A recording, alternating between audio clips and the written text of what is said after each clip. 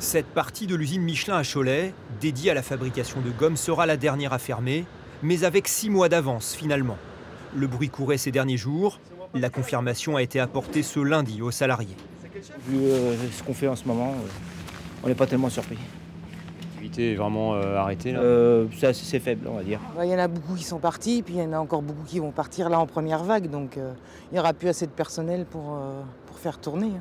Au contraire, ils préfèrent faire plus tard pour en profiter un petit peu, quoi. Parce que ça quand même 60 ans bientôt.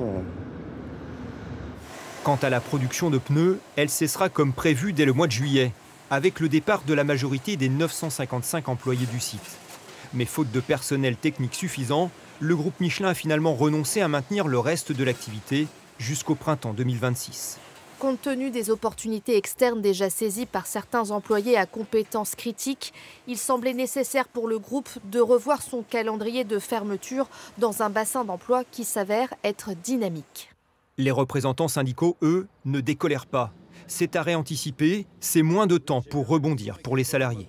Déjà pour s'organiser, plusieurs mois aussi pas de salaire complètement, mais une partie de leur salaire. Et conséquence, voilà, pour les salariés, c'est celle-ci. Après, pour Michelin, c'est un gain d'argent, c'est tout aussi. Ils le savent que ça va fermer, mais ils attendent le dernier moment pour prévenir les salariés. Et c'est absolument pas respectueux pour les gens, en fait. Selon la direction, plus d'un tiers des effectifs a déjà trouvé une solution, mais ils sont encore 600 sans perspective professionnelle.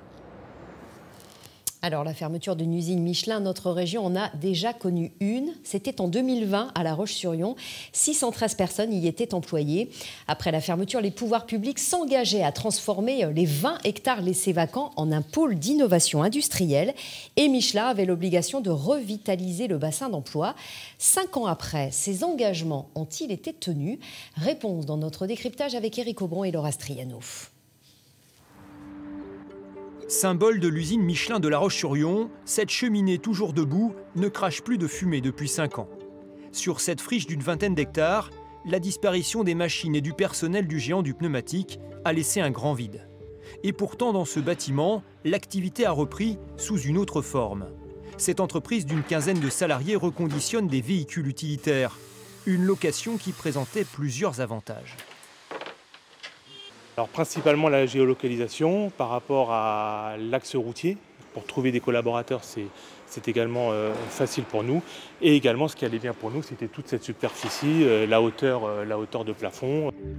Dans un hangar voisin, la RATP, qui gère les transports publics de La Roche-sur-Yon, a également installé un atelier de réparation des vélos et trottinettes de la ville. On y trouve aussi un centre de formation dédié à l'hydrogène, en attendant le transfert du dépôt de bus pour 2026. Car le projet de l'agglomération, c'est de transformer cette ancienne usine en un pôle d'innovation, axé sur les mobilités et les énergies renouvelables. La collectivité, associée avec Michelin et la Banque des Territoires, a prévu un investissement de 35 millions d'euros dans ce réaménagement. Reste à trouver des candidats. Jamais on n'a pu imaginer que le site en 4 ans serait reconverti et reconstruit et déjà occupé. Non, pour ça je pense qu'il faudra au moins une dizaine d'années pour que tout soit terminé. Je ne peux pas vous donner le nom des entreprises qui postulent aujourd'hui pour rentrer, mais il y a bien une certitude, c'est que ce site sera plein d'ici quelques années. Après 30 ans passés chez Bibendum, Jean-Louis Divet, lui, a tourné définitivement la page.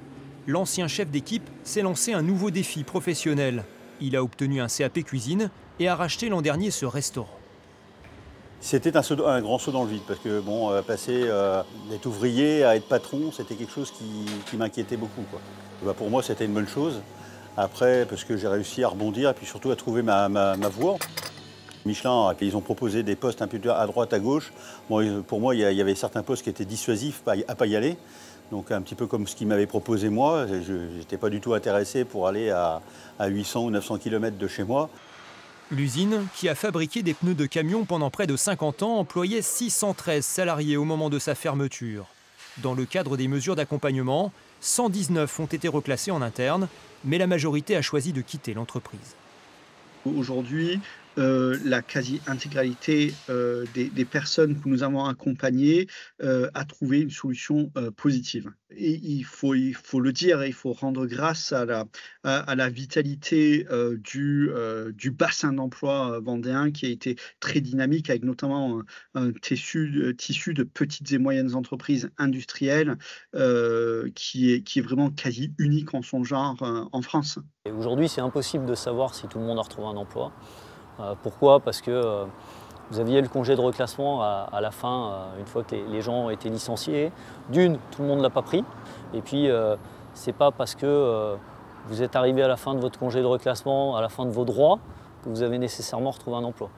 Et c'est pas non plus parce que vous êtes sorti du congé de reclassement parce que vous aviez par exemple un CDD de 6 mois que vous avez un emploi stable.